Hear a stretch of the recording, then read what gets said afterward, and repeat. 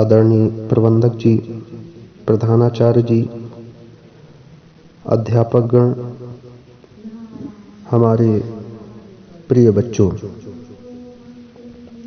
जैसा कि हम सभी लोगों को विदित है कि आज हम सभी यहाँ बेहद खास अवसर पर 73वां गणतंत्र दिवस मनाने इकट्ठा हुए हैं। भारत के लिए गणतंत्र दिवस केवल एक पर्व नहीं बल्कि गौरव और सम्मान का विषय है। यह दिवस हर भारतीय का अभिमान है। अनगिनत लोगों की कुर्बानी के बाद भारत माँ को 15 अगस्त 1947 को आज़ादी मिली थी, लेकिन उसे स्वतंत्रता का आकार 26 जनवरी 1950 को मिला, क्योंकि इसी दिन हमारा संविधान लागू हुआ था। भारत का संविधान एक लिखित संविधान है। हमारे संविधान को बनने में 2 साल 11 महीने और 18 दिन का समय लगा था। 395 अनुच्छेदों और 8 अनुसूचियों के साथ भारतीय संविधान दुनिया में सबसे बड़ा लिखित संविधान है। 26 जनवरी 1950 को डॉक्टर राजेंद्र प्रसाद ने गवर्नमेंट हाउस के दरबार हॉल में भारत के पहले राष्ट्रपति के रूप में शपथ ली थी। भारत के पहले गणतंत्र दिवस के मुख्य अतिथि इंडोनेशिया के राष्ट्रपति सुकर्णो थे। गणतंत्र का अर्थ है देश में रहने वाले लोगों की सर्वोच्च शक्ति और सही दिशा में देश के नेतृत्व के लिए राजनीतिक नेता के रूप में अपने प्रतिनिधि को चुनने के लिए केवल जनता के पास अधिकार है।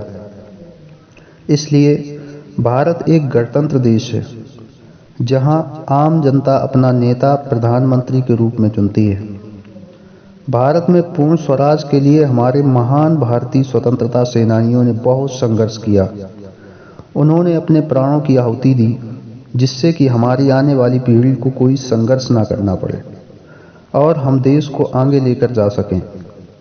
हमारे देश के महान नेता और स्वतंत्रता सेनानी महात्मा गांधी, भगत सिंह, चंद्रशेखर आज़ाद, लाला लाजपत राय, सरदार वल्लभ भाई पटेल, लाल बहादुर शास्त्री आदि हैं।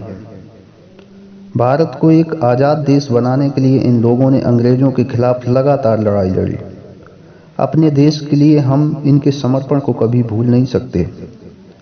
हमें ऐसे महान अवसरों पर इन्हें याद करते हुए सलामी देनी चाहिए। केवल इन लोगों की वजह से ही मुमकिन हुआ है कि हम अपने दिमाग से सोच सकते हैं और बिना किसी दबाव के अपने राष्ट्र में मुक्त होकर रह सकते हैं।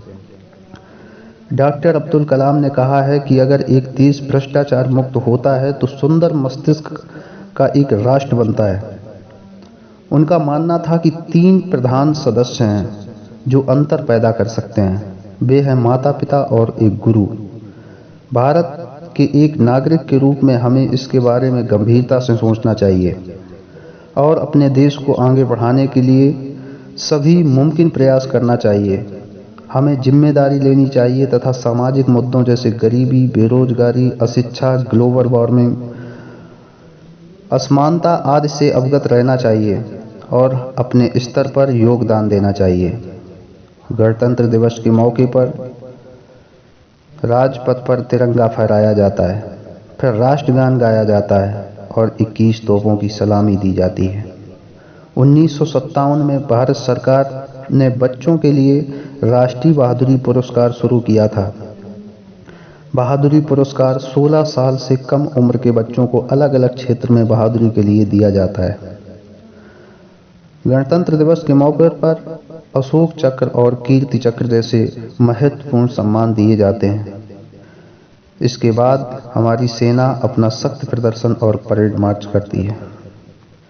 इसी के साथ में हम अपनी वाणी को विराम देते हैं। बहुत बहुत धन्यवाद।